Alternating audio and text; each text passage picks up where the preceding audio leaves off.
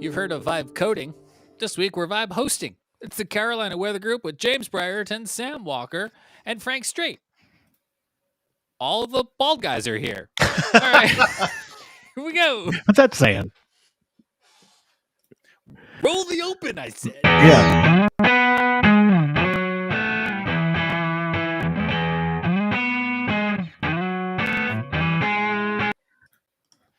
I was like, click and roll. Click, roll. Why are you not rolling? We're off to a roll.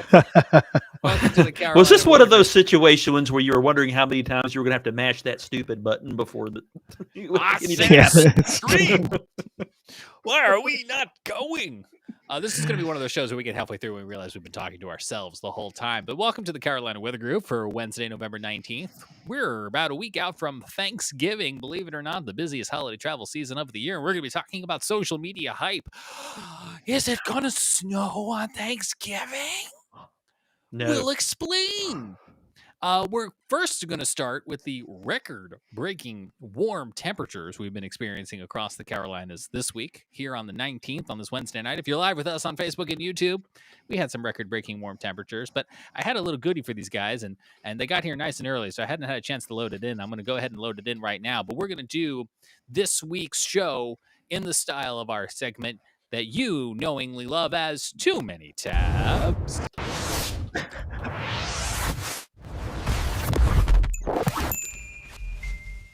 That's right. It hasn't opened. Yes, I love it. I love it. It looks like my screen all day. There you go. Thank you, Gemini. Little AI generation. I'm like, maybe I should make a new one every week, and that would be fun. But anyway, welcome to a whole hour of Too Many Tabs. And we're going to go through exactly that. All of the things that you're talking about, that we're talking about. And we're going to start, like I said, with those record-breaking warm temperatures on this Wednesday. Here in Charlotte, we set a new record of 79 degrees, busting the old record of 78 degrees. Same thing in GSP, where they tied their record of 78 degrees. Frank, I saw you tweeting earlier. You were looking at some numbers for Columbia. How'd you guys do today? In Myrtle Beach, and I was wrong. I said wrong. We broke a record or tied it in Columbia, but I was wrong. I'm sure you were close, though. It was well. I'm still wearing long sleeves, and that was a mistake. Easy mistake to make. Got to 81 in Columbia today, which I thought was a record high when I first started looking at the database of records, and then I realized, oops, I looked up just for Columbia Metro Airport rather than for Columbia's entire history. So it's the warmest temperature ever recorded at Columbia Metro Airport, but not for the date, but not the highest. About 1943, I think. I mean, like that's a pretty good sampling, I would say. Yeah, but it's not everything, because there was some time back in the 1920s when it got to 84. So, comment right now if you're with us on Facebook and YouTube. I would love to know if you are enjoying the warm temperatures, or Sam, they're beginning to feel a little out of place for me. Well, I was going to say, you guys are enjoying all the warm temperatures, because it definitely was not the case out here. We got a nice, after the frontal passage early this morning. I don't think, I'm looking right now to see where my high was, and I'm pretty sure we didn't get out of, we got up to 65 out here. Okay, that's, I don't even buy that. That says 65 on my Tempest out here by the water. It didn't feel like 65 because there was a nice north breeze blowing in off the ocean today that kept us much cooler. But it's the fact that 8 days ago, we had the earliest trace of snowfall at Cape Hatteras 8 days ago. Welcome to North Carolina. You get all 4 seasons in one day. You get them all in 1 week for sure. Yeah, it does feel. And by the time you're watching this show back, who knows what the weather will be. We're going to talk a little bit about what we have come to understand about the Thanksgiving week forecast, which at this point for us is at least 7 or 8 days into the future. But there's already social media hype, excitement about what could come after it and beyond it. Should I turn the page and go right into the social media hype, or did you guys want to talk a little bit more about what we're currently experiencing? I mean, we could do that. I would like to throw in about, we talked, you had the wildfire threat Yeah, I have it over up the here. weekend. Yeah. This past week, we're in this drought that continues to hang on. We're really not talking a lot about the drought, if you will. I don't think we're talking about it enough, only because Sure. it's pretty set in across the Carolinas. And now, of course, it has kind of shifted back more east over the last couple of weeks compared to what the mountains. And that's good because with all that timber damage from a year ago in Helene, that all that fuel is in the environment there. Where we out here on the coast, we've been kind of in a wetter pattern. But if you look at it just, along that I-95 corridor in eastern North Carolina, it's pretty dry out there and not quite as bad down your way, Frank, as it was just a couple of weeks ago, but still some patches, especially down there as you get into Georgia. And we can even talk about down that way how dry it is. But it's definitely an issue as we get into the winter that we haven't had a lot of rain, which what falls normally our dry season anyway. So, wouldn't hurt to have a couple of snowfall events, would it? Yeah, snow would be nice. You get when it snows, since it takes a while for it to melt, it kind of percolates into the soil more efficiently than a soaking rain does. So snow would be good. Yeah, definitely. Now, what's been any ideas what's been playing this? I mean, we haven't really had. I would say, you look back at what September was like. I always have to compare what we get out here, and it's so much different from what the rest of the Carolinas gets. But we were kind of stuck in a somewhat wet pattern. We had all these coastal storms that came through earlier in the fall. And now we've seemed to have kind of broken that pattern and gotten into a drier state and just some quick moving fronts with not a lot of energy in them and not a lot of moisture in them. But anything else that's come to mind as far as what's playing factors into why we're kind of been in this quieter pattern, if you will? Well, you the one that's been in the active pattern. The rest of the Carolinas not so much because those coastal storms have really only affected, for the most part, the coastal areas. Some have been a little further inland, but we've had there was at least one of them that brought some good heavy rain to the coastal areas of South Carolina. And the one a week ago that brought the good soaking to the upstate. The areas in between haven't had as much rain, and so some of these areas are still in drought. Remember earlier in the season, yes, it was pretty wet. Earlier in the summer, it was pretty wet in South Carolina in general. And then at the end of August, a switch just kind of got flipped, and it turned dry and didn't rain for nothing measurable at my house for 31 straight days, if I remember correctly. Wow. So yeah, it's been pretty dry with the occasional soaking. It's been mostly dry, kind of like it was last year, feast or famine, just not quite the same extreme as we had last year when it wouldn't do anything and for a month and a half, and then we had a tropical cyclone, and then it wouldn't do anything for a month and a half, and then we had Helene, and then it didn't do anything for a month and a half. I forgot what the sound of pitter patter on the windows even sounds like because we haven't had rain here now in weeks. I mean, we had a couple of days where it was like a taste of winter and it got cold and it got cloudy. And I was thinking about that when you mentioned Tempest, Sam, because it actually got so cloudy for so many days here in Charlotte. Mine powered down. It's a solar powered device. Yeah. But now it seems like, again, we can't buy a raindrop. So I'm just curious, Sam, you mentioned that you're in an active pattern out there. We're still in the 70s. It's sunny. It cools down here at night here in the Piedmont, but like fill in my ignorance. What type of active pattern? Like you said, it barely even felt like 65 out there today. Well, and that's really because the nature of our geography, which is we're surrounded by water here. And if you get these weaker fronts come through, and you get a north wind, well, that north wind is blowing over open ocean, and water temperature right now at Duck is 58 degrees, and you get about 10, 12 miles offshore, it's in the 70s. But we're at the convergence of the Gulf Stream and the Labrador Current. And the colder water temperatures have already kind of set in the 50s, to our north. So all that cool air all that wind is moving over that cooler water. So we're now in that typical wintertime pattern where, If you get a north wind, it's going to be chilly no matter what. Sea breeze kicks in a little bit more frequently here. Now, obviously, when we get the warmer temperatures, when we see the 70s, we're getting southwest winds at 15 to 20 to 25 and even upwards of 30-mile-an-hour gusts, because again, we're in that difference. We're in that tighter gradient that the temperatures kind of create. So yeah, where the rest of the state from now until really May could be in the 70s with a nice little northerly breeze. For us, that means it's going to be in the 50s. But that's, again, because the ocean is just, it drives so much of what happens out here. Same reason why in the winter we don't get down as cold at night, even with radiational cooling, even with a clear sky night. If we've got a little bit of a breeze going, especially off the sounds, because the sounds are much more, they do a rapid rise, rapid fall, just because they're shallower bodies of water. So the sun heats them up, and of course, they cool off faster and they warm up faster. We can get nights where it might be, you go 5 miles inland and it might be frost. But 5 miles right along the beach and along the sounds, it can be, 5-10 degree difference. So that's just, whenever you talked about how all these record highs, and it was comfortable out here, but you needed a sweatshirt out here today. You needed to wear the hoodie today.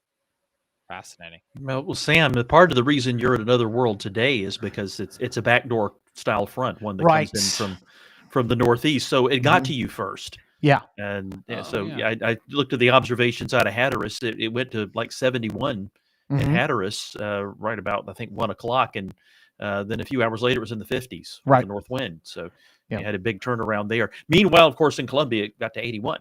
Right. Yeah.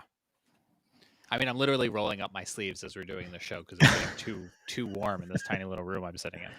I think that's maybe partly psychological, but nonetheless, let's look right now. We can go ahead and I can pop up on the screen some of what's going on in Columbia, as Sam as Frank just mentioned. Let's see. Nope, that's Greensboro. All right, I'll come back to the automation. It's doing its own thing.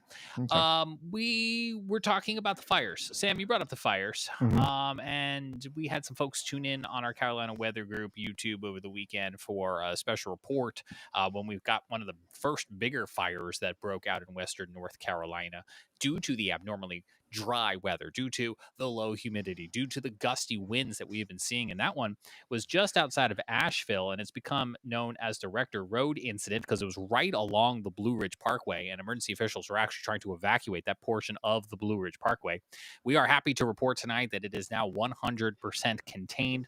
It did burn there about 9-10 acres or so, but that fire got a lot of attention because of its proximity to the Blue Ridge Parkway. But there were other fires that were even bigger that were driven by the warm, windy weather. And one of those was in Haywood County, the Panther Creek incident. It burned 110 acres just in the past couple days. It too is now 100% contained. That is some good news. And we also did see social media pictures because once again, it was right along a highway in Banner Elk where 165 acres burned in a wildfire incident there. It too now at 100% contained. Frank, we still have a risk of fires, but conditions are supposed to improve a little bit over the dire situation we were in at the beginning of the week. Is that right? Yeah. Well, there'll be less wind for one thing, and then it looks like there's some chances for rain coming up as well. Like, for example, front's going to come through on Saturday, and it's not going to be a big rain event, but there'll be a few showers around, especially in the mountains. Better chance for rain coming up around the middle of next week. Not sure exactly when, though. That's one of our challenges we'll talk about here in a minute. Yeah, we've been talking about how warm it is in Charlotte and in the Piedmont area, and we also know that the ski season is trying to get underway in the western North Carolina mountains, but they're dealing with these abnormally warm temperatures. They're dealing with the record-breaking warmth there too, of their own variety and their own flavor. But we did have an updated graphic here to show you where the status of the ski season is right now.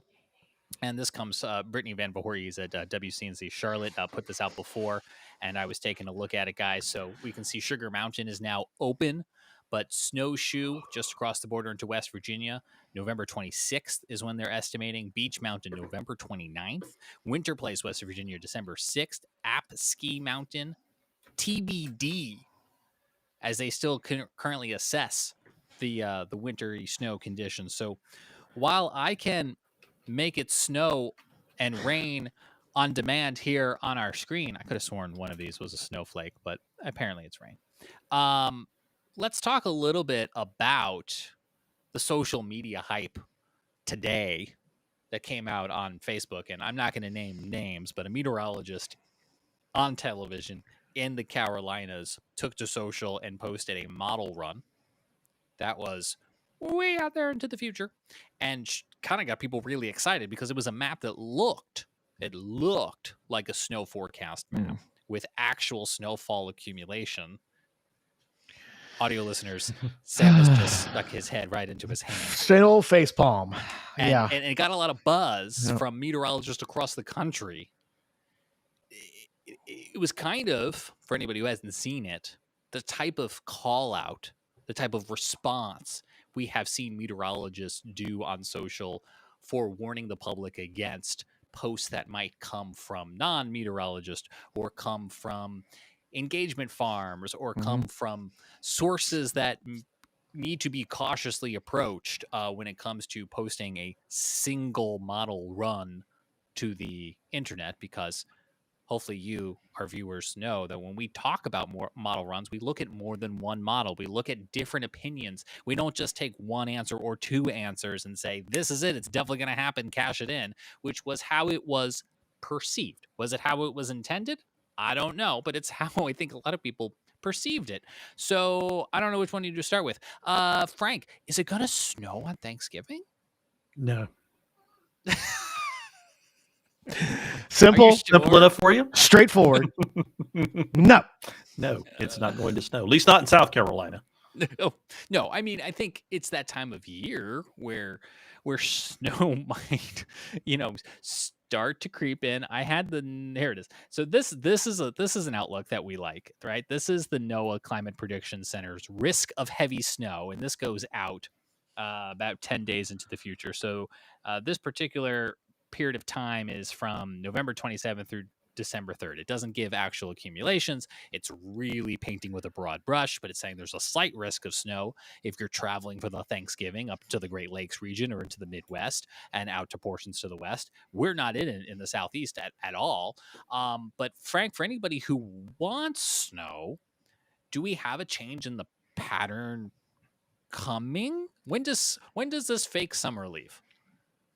Soon, actually. I think we're in the warmth until probably Thanksgiving or thereabouts, and then it looks like we'll see a change in the weather pattern. Not out of the ordinary for us to be warm in November, given the current setup. We have a La Nina going. That sometimes we have warm falls, then a cold December, and then it warms up again January into February. The question this year is how long that La Nina is going to hold on. If it ends up weakening and kind of going away in January to February, then maybe the cold kind of holds on for a while, and we end up with a cold winter in general. But as we head toward the end of this month, and if not by then probably in early December, we're probably going to see a change to a cold weather pattern. The models are kind of sort of picking up on this. This is this morning's 12Z GFS run we're looking at. And it does have a cold front coming through again on Saturday. That's the reason for the showers I mentioned earlier. Again, not a very significant weather event, especially in South Carolina. They're nothing more than just some scattered showers, and probably closer, maybe isolated is a better word for South Carolina. Then another weather system comes through. If you believe the GFS, it's Tuesday. Another front moves through, not particularly cold behind it, but there's a second front that comes in kind of right behind it with a wave of low pressure moving along it.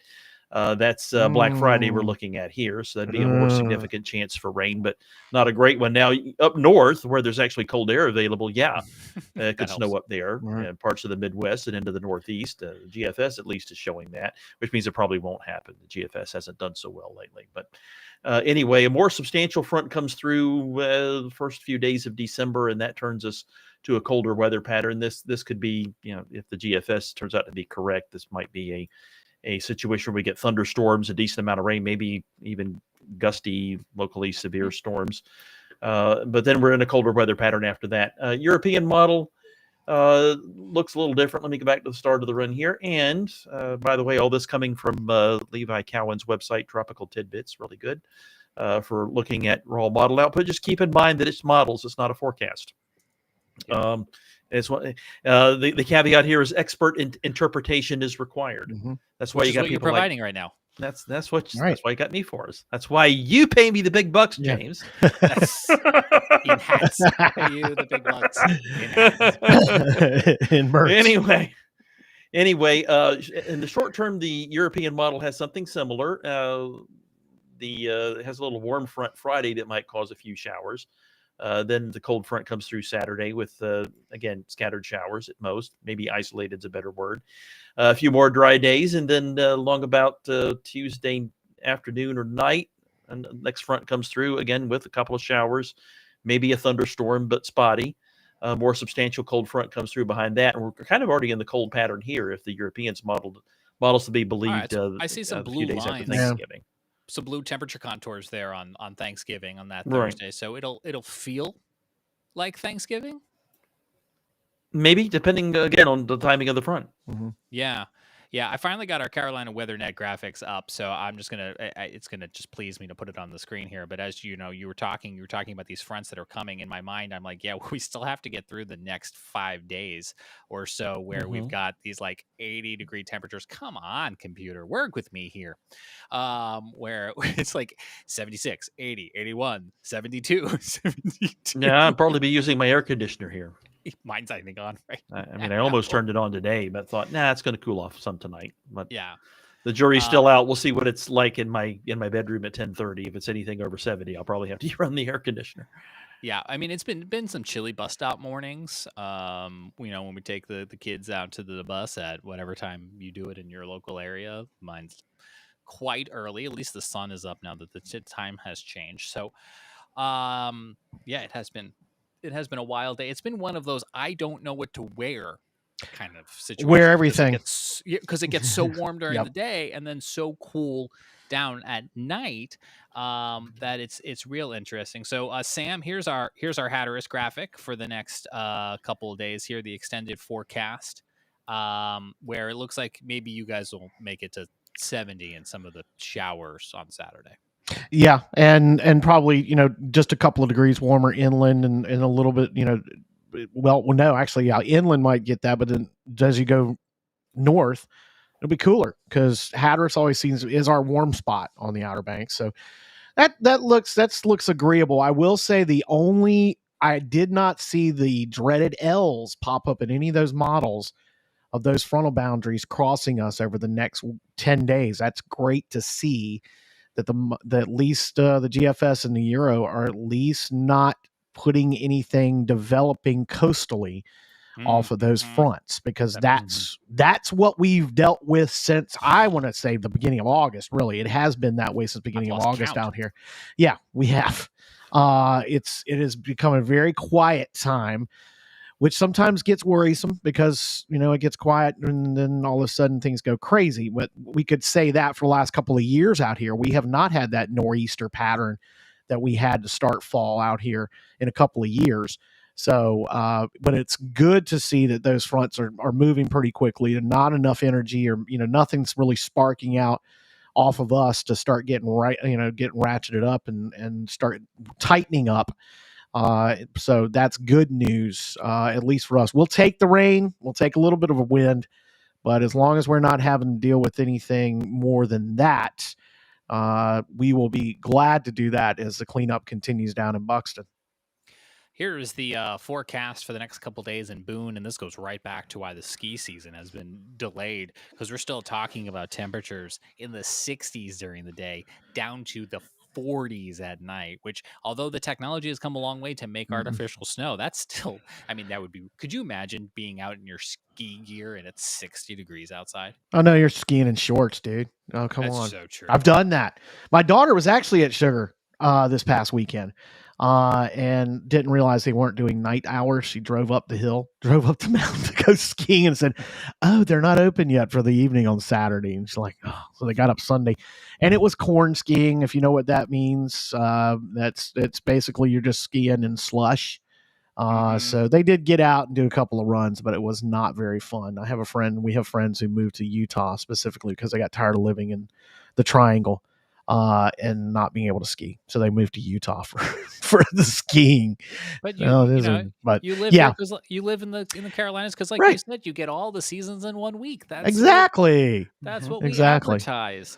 But yeah, that's tough. I mean, going back real quick about the snowmaking and why it's been so. It's not just the temperatures. You've got to have humidity levels that are right. You've got to have all kinds of things that are right. One thing about the dry weather, or at least the dry conditions they've had out there this past week, that actually is conducive to making snow, because humid conditions is actually worse for the snowmaking equipment than it is when it's a dry cold, which we don't get as much as you would think. But a dry cold is much better because, again, the humidity is just as much an enemy of snow, at least snow making, as it is as warm temperatures in the sunshine. Fascinating. I mean, we could probably do a whole show. Oh yeah, we should. You know what? That would be. We should have somebody from one of the resorts on to talk about that, how North Carolina skiing industry works, because it is actually pretty fascinating when you start thinking about it. A couple more here. Let's pop up. Here's Asheville's forecast coming up for the next couple of days. You can see even Asheville down there in the valley up, into the 70s. Again, we're watching a few of those showers coming through on Saturday. I'm going to punch up Charleston just to kind of round things out, because I feel like I've hit now most of the cities that we feature over on the Carolina Weather Net. If you're watching live with us and there's one you want to see, let me know. We have like the dozen or so big cities in North Carolina and South Carolina kind of at my disposal here. And I should also mention that these forecasts come from the hardworking meteorologists at your local National Weather Service office. So we're not just pulling these numbers out of thin air. These are localized numbers from people in your community. But here come our Charleston numbers. They're loading right now. And Charleston being one of the more southern places that I have on hand here. I think Hilton Head might be my most southern, but you can see 70s during the day, 60s at night. I mean, real comfortable.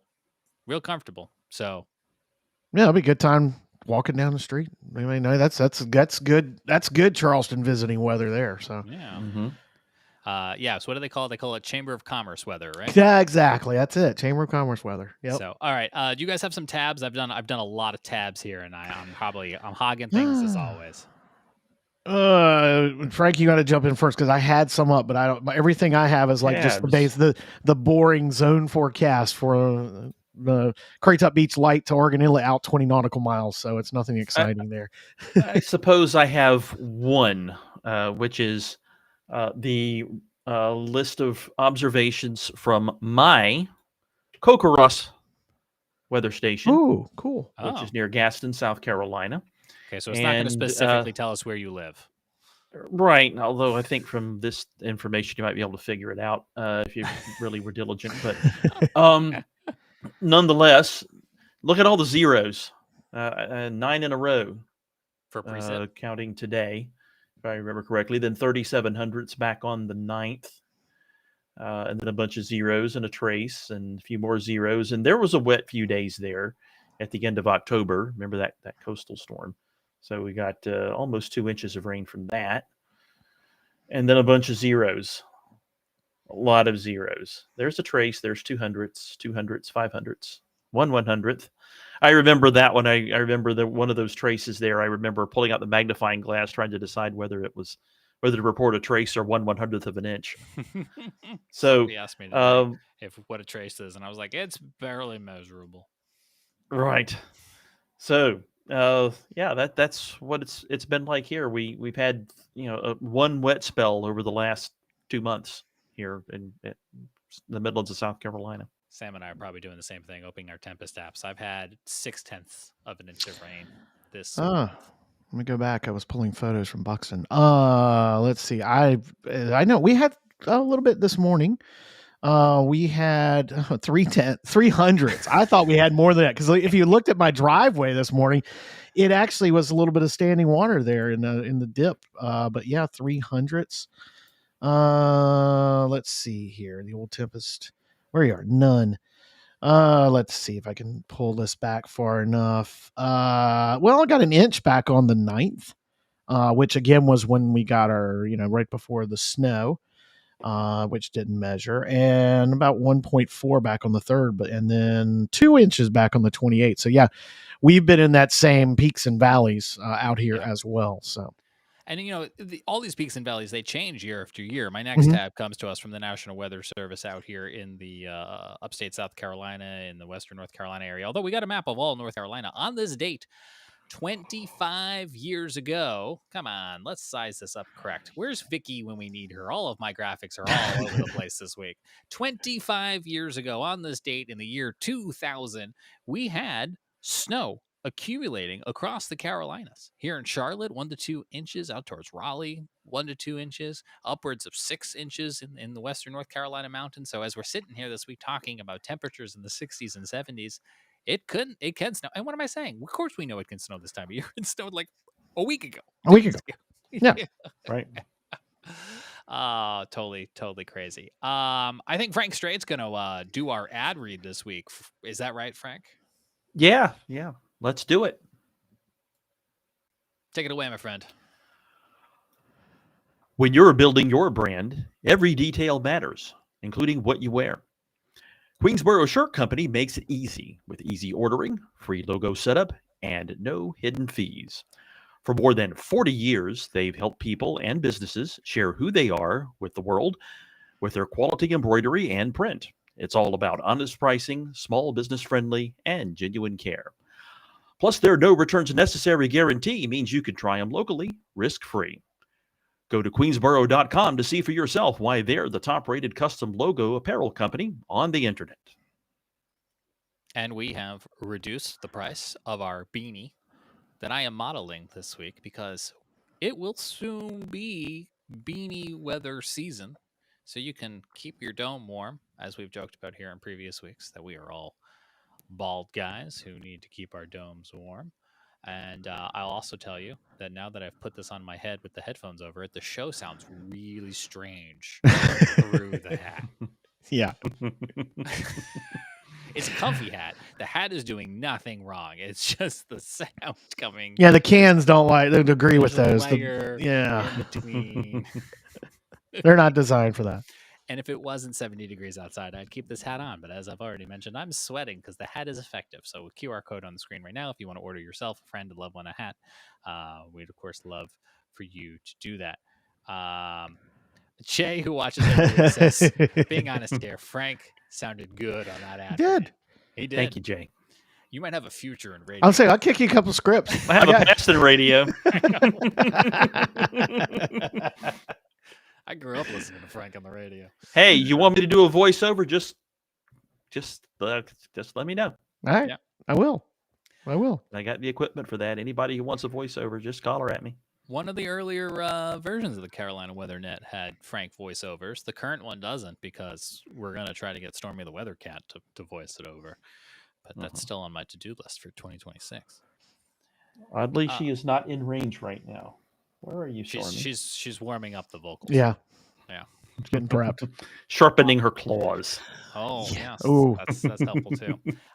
This was another headline that came out today on this Wednesday, November 19th, that surprised me. It wasn't something that I had on the bingo card, wasn't something that I was expecting to see. But the National Weather Service office in Birmingham, Alabama, wrote just 5 hours ago before showtime here, an additional EF2 tornado has been documented from the historic tornado outbreak of April 15th, 2011.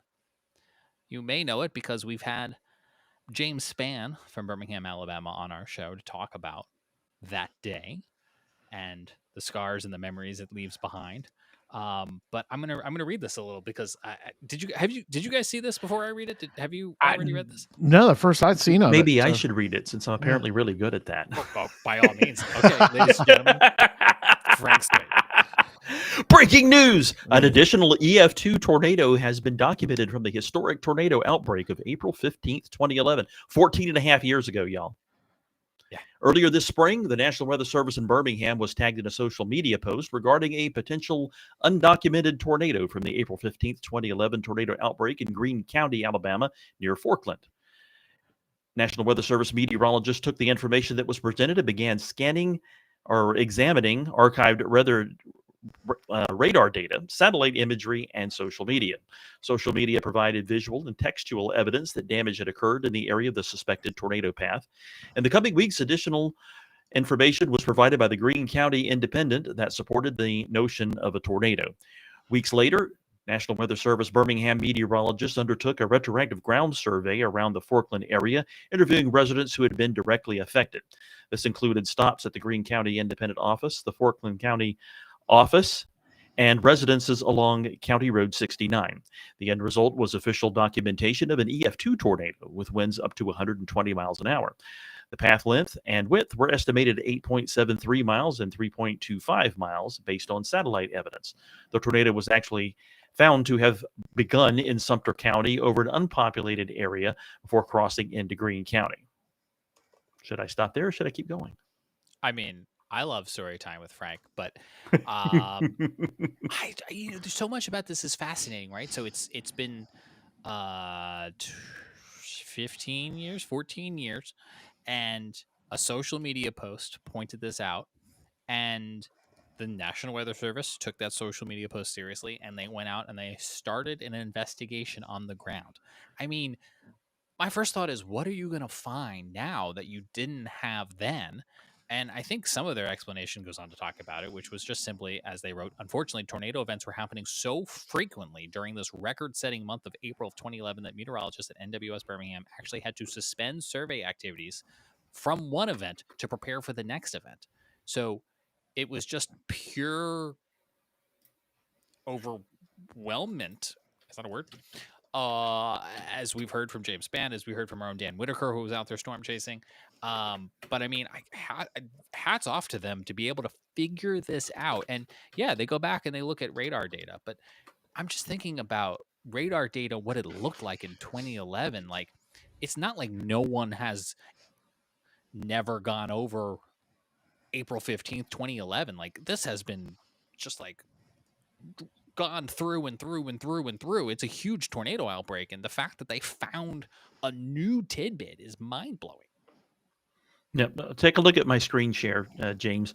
Okay. That's the Storm Prediction Center reports, tornado reports from that day. You see how many there were. So that's one of the reasons. And you know, like they said, they had to stop storm surveys in order to go back, in order to get ready for the next event. And maybe didn't have time to go. So that's one reason why this maybe kind of fell between the cracks. And as for a question about what they could look at that they didn't have before, well, they may have gotten other reports over social media over time. Some residents may have had some photos that they didn't have available in April of 2011, but they saved them and showed them to the media, and maybe some of them made it back to the Weather Service. But another thing that they didn't have maybe operationally at the time that they do have now is polar orbiting satellite data. Like, for example, the Sentinel satellites that we have today. I'm not sure if they were operating back in 2011, but some of those polar orbiting satellites were available. Some of those polar orbiting satellites were working in those days. You get pretty good resolution from some of the polar orbiters, especially the Sentinel satellites today, where you can see individual trees. The resolution's that good from them. So, right. So if we have, even if the resolution wasn't as good, you could still kind of see a damage path from them, or you can take some of the data and use it kind of the same way we used the current generation of GOES satellites. That last generation is what was in use back in 2011. But today, you can take some of the infrared satellite data and infer where vegetation was, what it looked like at the time or the days before a tornado hit, and then you can days later see a scar present from how vegetation had been stripped from the trees. The satellite imagery looks different after the tornado because of that. So you wouldn't have that from the GOES satellites back in that day, but you would from the polar orbiters. So that's another thing they can look at today. They may not have thought to look at or may not have known was available to them back in that day. So that's one thing that they can look at now that they may not have been able to look at operationally back in 2011. Yeah, and Sam, you brought up a good point, which was that, eventually this storm system came our way here to the Carolinas, and we know by April the 16th, we were looking at confirmed tornadoes in North Carolina, a dozen or so of them here, of EF3 strength at the strongest. And I was just scrubbing back through, and I don't know if, Frank, you've beaten me to it or not, but I know DNR has a list here from that month that shows a couple more tornadoes that occurred in South Carolina during this event. Right. Yeah, I'm going and looking at my database now. We had, let's see, 1, 2, 3, 4, 5, 6, 7, 8. Yep. Tornadoes from that event. 2 of them were EF1s and the others, 3 of them, 4 of them were EF1s. No, 5 of them were EF1s and 3 were EF0s. Right. Well, and then if you look at the North Carolina side of it, was the largest outbreak in history for the state. That was a pretty significant one, especially out in our part of the state. Yeah. In fact, you can see the red, that EF3 that was up in the Northeast, that's in Bertie County. 24 died that day across the state, 12 of them in Bertie County alone, in Askewyl, which was just a very rural. I mean, you talk about rural. This is rural as it gets in eastern North Carolina. And I mean, it just obliterated this, very rural area, but it just happened to hit a place where there were just enough houses, and several of them being manufactured homes. And 12 people died there. You can see out towards the Outer Banks, there's that little EF1 that started, pretty sure that started actually as a water spout in the Albemarle Sound, came ashore in the south into Currituck, crossed it, and went into Duck and did some damage in there. But yeah, that was pretty severe. And you look at those 2 longliners back over, one that went essentially through Raleigh, and then one to the south that was from about Fayetteville, just paralleled right up I-95, went through Dunn, we're on I-95, and there was 1 death there, 1 in Cumberland County, 4 in Wake, 4 in Bladen, 2 in Lee. But that was a pretty significant event, and it goes back in my mind because at the time I'm on the radio for that event. So I'm pretty sure we had gone to wall that day. At least as far as updates on all of our stations, because of what had already happened, as you said, when this came out of what had happened the day before in Birmingham and in Alabama and the deep south, and to see it come across North Carolina, that was a pretty active day and a pretty active year for us out here, because that's the same year Irene hit just a couple of months later. So that one's a pretty significant, but it's just amazing that they've been able to go find this data. And this, whatever it was, and even if it was probably, it could have been something as simple as they went out and actually did a visual survey and still found damaged buildings from 14 years ago and damaged trees. You would think that wouldn't be the case, but you can still see scars 14 years later in Bertie County where that EF3 went through up in Askewyl. Fascinating stuff.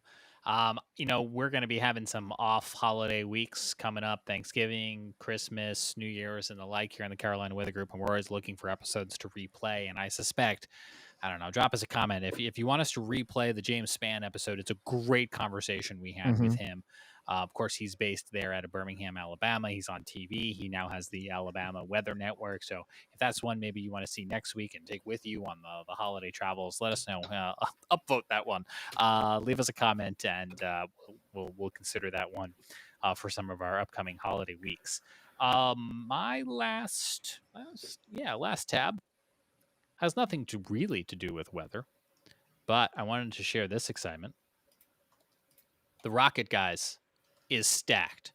Post this week, Yep. From NASA, Kennedy Space Center, the Orion spacecraft with its launch abort system stacked atop the Space Launch System rocket, or the SLS. Launch of Artemis 2, which will take astronauts around the moon, is targeted for earlier next year. And this is a look from inside the vehicle assembly building there at Kennedy Space Center, the VAB. We took you inside the VAB. Oh my, it was probably years ago now. How time flies. And they were getting ready, the early stages of Artemis 2 at the time. Again, now, probably, hopefully, sort of, maybe just a few months away. And I want to remind everybody, we do have a local angle. NASA astronaut Christina Cook will be a mission specialist here for the Artemis 2 mission. She grew up in Jacksonville, North Carolina. She attended North Carolina State University in Raleigh, where she earned her Bachelor's of Science degree in There's a surprise. There's a surprise. She went to School of Science and Math. Shocker. Shocker. Yeah. No. Yes. And, one of her biggest degrees is an honorary PhD from North Carolina State University. So, she spent time in Durham and in Raleigh and in Jacksonville. And I definitely didn't hit Control F to find this paragraph, but I knew it was in there. And so we'll be cheering on a hometown astronaut. If it's anything like Artemis 1, will they actually go up in February? Oh, who knows? There could be technical delays. There could be weather delays. I mean, the only benefit to launching in the early first quarter of next year is maybe they won't have to deal with hurricanes like they did for Artemis 1. Yeah. Where we had 2 hurricanes. I want to say, was Karen one of them? What were the names of those hurricanes? Sam's going to Google it. I can see him. I'm Googling something else about the launch. I'm trying to find out at the moment. I think there were 2 tropical systems that came through and delayed the launch of Artemis 1, if my memory serves. I was checking actually the trajectory to see if that's been established yet for it. It's not, but in case it was going to be a north trajectory, like any mission that goes to the International Space Station, anything that launches out of off of the Space Coast that goes to the International Space Station is visible if it's the right time of day from here in the Carolinas.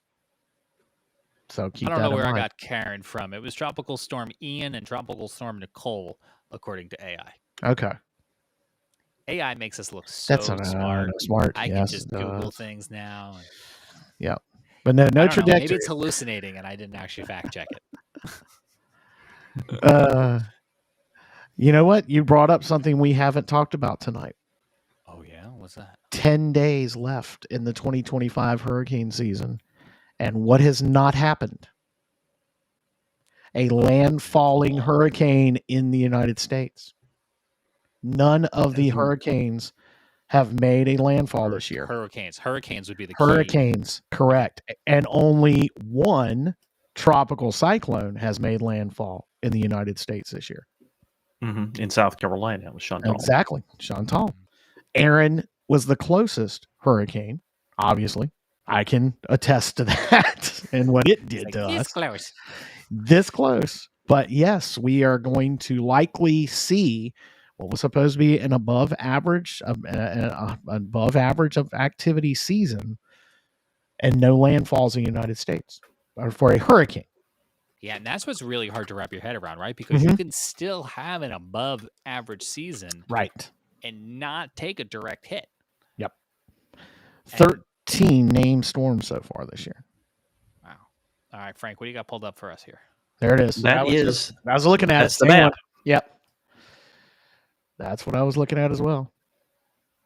So yeah, 13, Chantal. Yep. Does anybody remember the outlook? So like, is 13? Did we hit the number that forecasters thought we would get? No. So we fell a little short. No, we did not. We came short. The numbers were on the order of 16, something like that. I think that's what Colorado State had. Yep. I can look that up quickly enough. Now I was going to go to my last story I wrote on it.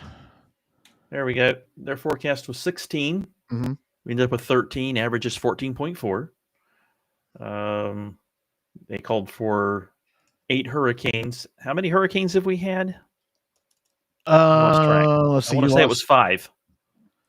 That is, Aaron, Gabrielle, Humberto, Imelda, And of course, Melissa. So yes, 5.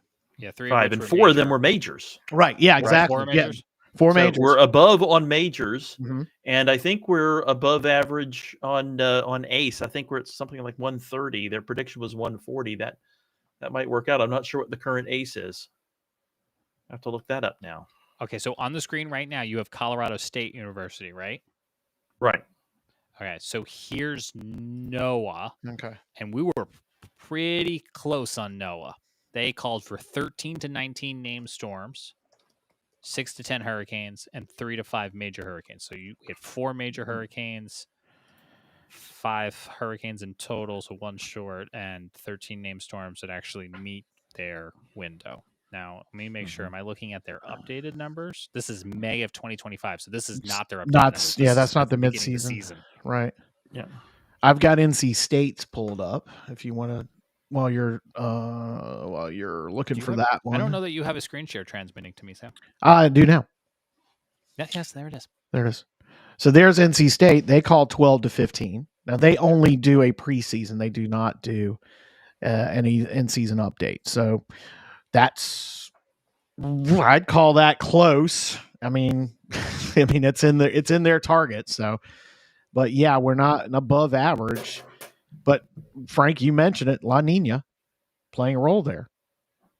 Well, yeah, La Nina kind of came on during the season. Mm-hmm. And usually La Nina results in a more active hurricane season in the Atlantic. That's not what happened this year, at least in terms of the number of named storms. Now, again, if you want to consider the number of major hurricanes, we were 1 higher than average there in the seasonal accumulated cyclone energy ACE. That's actually 132.6 season to date. It probably won't go up anymore because we probably won't have any more storms. Colorado State called for 140, average is 123, so we ended up above average in that category as well. Can you remind us what ACE stands for? Accumulated cyclone energy. Okay, so like a numeric value that represents the whole activity of the season. Right. Each storm is assigned a certain number of units of ACE based on the maximum sustained winds for each 6 hours of the storm's existence. Frank, you want to? Oh, guys, I'll say, Frank, go back. Can you pull your? You've got it ready to go there, the NHC map, because there was one other thing I wanted to point out on that map, and I think that's what else do we not see on that map? If you look to the left, what do we not see? There's nothing in the Gulf. The Gulf went dark. I mean, look at that. Only Barry, and it was a tropical storm, and it just it was a weakling at that. A weakling. However, Barry did go on to cause all that flooding in South Texas. That's right. Yeah. You don't have to have a named storm to cause problems. We can attest to that out here. I was just going to tee you up for that, Sam. Yes. You guys are still dealing here at the end of hurricane season with all of those impacts from non-land falling hurricanes. Right. And they, whether it's what has happened in this extraordinary outbreak of house collapses in Buxton and this rapid erosion event, we've talked about it, back in the summer when we were thinking, okay, here we go. We're getting into peak season and we get those offshores.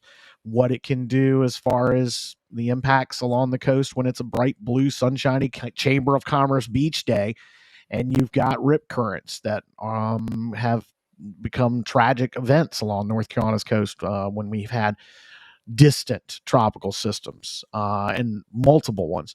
So we are definitely dealing with the impacts still along all of our beaches, not just Buxton. Buxton's gotten all the headlines because the videos look so good and the photos have been there and everybody ended up showing up to document it. But if you go up and down the Outer Banks, you are going to see signs that this has been a very rough hurricane season. And again, without a landfall, it's been a tough hurricane season for us with the amount of storm activity we had. And most of that's not tropical related. Aaron is the lone exception, Humberto and the waves that came from it, but that's that's the nature of the beast out here. But we have definitely seen quite a bit of impacts, not just from beach erosion and house collapses and road closures. That's all had impacts economically. I just posted a story tonight running down what the hospitality tax numbers look like for Dare County in September, and there was definitely, they took a hit. Not as severe as some places have taken, and not as severe as we've taken when we've had extended closures, when we've had extended periods. But we had it was not a fun beach September, to say the least. It seemed like just about every other day the red flags were flying, the beaches were, you weren't getting in the ocean, and it was a strong onshore flow. And if you go back in our episodes back then, I kept talking about that. It was just not a fun local summer around here. And that's reflected, like James just pulled up there, if you're watching on the video side. Occupancy tax numbers were down. That's the hotels, that's the motels and bed and breakfast and vacation rentals. And meals were down because people weren't making day trips down to the Outer Banks or weekend. Hey, let's go to the beach for the weekend, that so many people like to do from all over the state and all over the country, because we're a day's drive from half the population of the United States, and people like to do that. So we saw those impacts directly related to the weather this summer. And it'll be very interesting to see what October's numbers look like, because Buxton, all those oceanfront houses have not been able to be occupied. Not just the ones that have lost their septic tanks and been condemned, but even the ones that are farther back because the waters had to be cut off because the water mains were getting damaged. And that's it's a good chunk of change that comes out of that part, especially this time of year in the fall, because of fall fishing season. And again, what we like to call local summer, when the water's still warm, the weather usually stays warm, and we can enjoy the beach a little bit more than when our visitors usually enjoy it. Yeah, I mean, what a season you guys have had out there. I mean, it's if it wasn't for Chantal, I mean, it would probably be the tropical impact in the Carolinas this year alone. And now that the government's reopened, I know you guys are renewing conversations about cleanup and nourishment projects to try to build some resilience against this. Yeah, definitely. One thing about it with the government shutdown didn't have an impact as far as what was going on. Sorry, I'm trying to get the screen share up here. I was going to show you a couple of pictures. It didn't have the impacts on what, getting things ready to do beach nourishment, things like. Really what it had an impact on is what you're seeing right there, was the National Park Service having the ability to go out and pick up debris. Now they did throughout throughout the duration. They were out there working, but now they're able to really get out there and get the fine debris.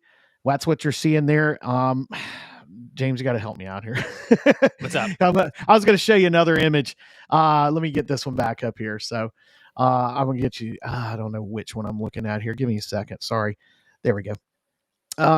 Yeah, I saw that. There we go. This is the one I was going to show you. So this is we don't normally run those things. They're called beach rakes. This is something that's more typical places like Myrtle Beach and Virginia Beach or Atlantic Beach or Carolina Beach. They have these things. Well, the Park Service actually invested in one because of these house collapses, and it just goes along and sweeps up all that debris. So that earlier photo I showed with all that fine debris and those little particles, that's what that picks up. Well, that's something that the Park Service was not able to do during the government shutdown, was run that type of equipment.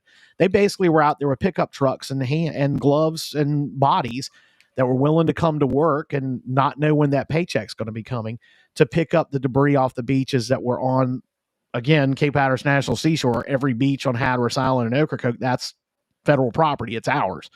But that was some of the things that they weren't able to do, was run those things during the shutdown. Now they're able to do that. They picked up 500 truckloads of debris. Dare County's wrapping up with their debris contractor, the one they usually get when there's a hurricane, to come pick up trees and all that stuff. When we get a hurricane, they've contracted with them twice to try and help with the collection of the debris from the house collapses. Those the first run they did was about 500 tons. Got a feeling it's probably going to be at least another 500 tons. So 1,000 tons plus of debris that's been picked up in the last 2 months. We've got reports that debris is washed up in Ocracoke and all the way to Cape Lookout from this year's collapses. So it's been a mess. But yeah, the government shutdown winding down helps in terms of getting the beaches cleaned up. As far as the next step, which is trying to come up with resiliency, beach nourishment is on the horizon for Buxton and Avon. So that's going to buy some time. The problem is we can't do it until 2026 in the spring because you don't do beach nourishment on the Outer Banks like you do in Wrightsville. They do it in the winter down there. We have to do it in the summer because otherwise those multi-million-dollar ships that are out there will get beat to death, and the pipes that they use and all that stuff from one nor'easter could be devastating to their equipment. So price tag for Nag's Head, 10 miles of beach, $35 million to $43 million bucks. It's not cheap to do this. It's not cheap at all. Not cheap to fight Mother Nature. No, it's not. As we draw to close, we have one question for each of you from viewers. Sam, let's just continue on this thread here for a moment. If you could briefly, Jay asks, again, coming from a Charlotte standpoint, coming from a seat that I'm familiar with, which is just like fill in my brain because I don't know how things work out there. He asks, would you say you've been seeing more news or less news of the beach home collapses in recent years than in years before? I'll tell you this, because this is probably the most recent, the recency bias is going to play in. Yeah, we have, but it's been a while since it happened. The last significant event was 1991, the perfect storm, the Halloween storm of 1991. Well, what did we not have then? Social media. We didn't have the internet publicly, if you think about it. It really wasn't. It was there, but it wasn't mass. It wasn't our main source of news gathering and information gathering as individuals. So, yeah, it's accurate to say it's never had the coverage like it's had since 2020, since this rash of house collapses started up in Rodanthe and now has shifted to Buxton. But everybody's got a drone. Everybody's got a portable studio riding around with them every day and a phone, and you can get that stuff and we get it on the news, and people like James pick it up in Charlotte and feed it to Washington and feed it to New York, and it goes out all over the world. So yeah, I would say we've never seen it to this level, but we've not had an event like this, like I said, in over 30 years. I mostly chuckle when stuff from Sam Walker comes back down from New York. I go, I know that guy. Yeah. I still like, oh my gosh, I gotta answer that one. All right, let's draw this week's episode to a close, Frank, with this question from AK on the Carolina Weather Group YouTube. AK writes, will it be snowing in Columbia this winter? No. Just bold prediction.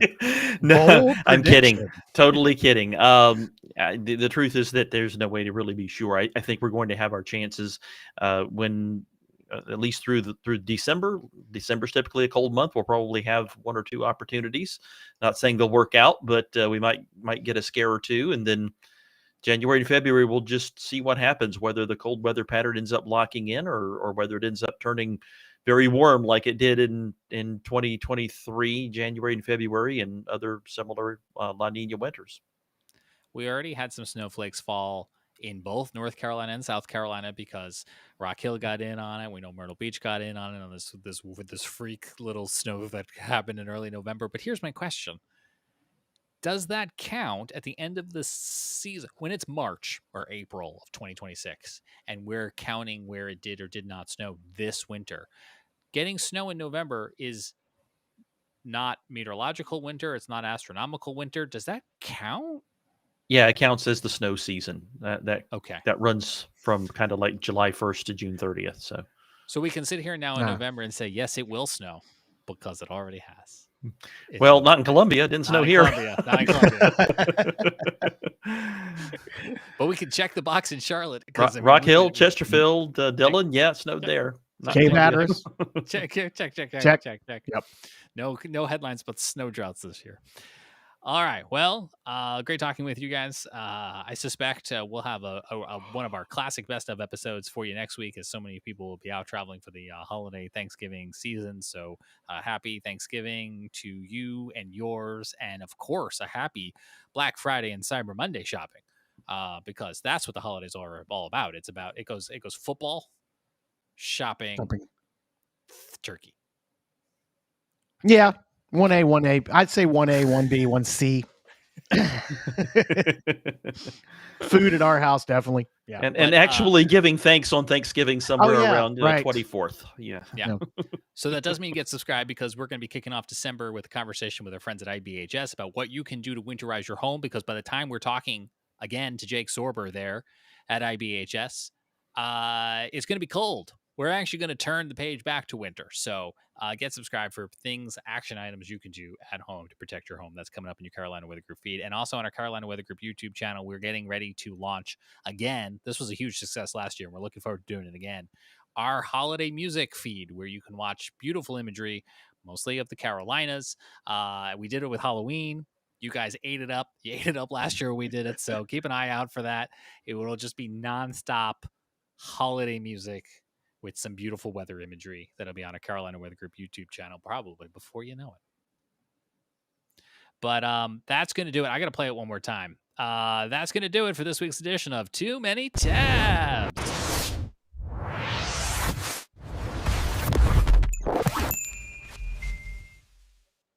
Yeah. For the record, that was Vicky's idea.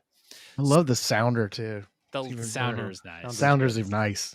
It is nice. So on behalf of Sam and Frank, I'm James. We will talk to you again real soon on the next edition of the Carolina Weather Group. Until then, be well, stay cool, stay warm, stay dry. That one seems easy. That should be easy. Gobble, gobble.